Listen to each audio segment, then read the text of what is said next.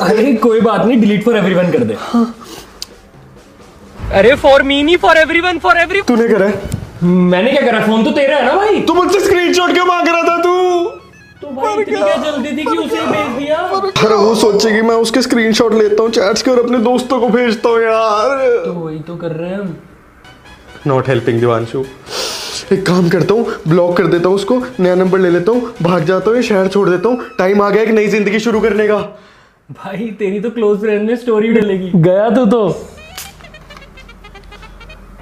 इधर दे यार।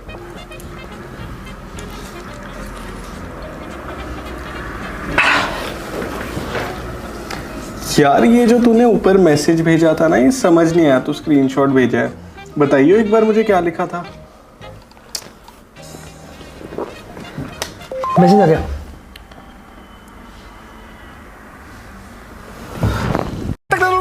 तक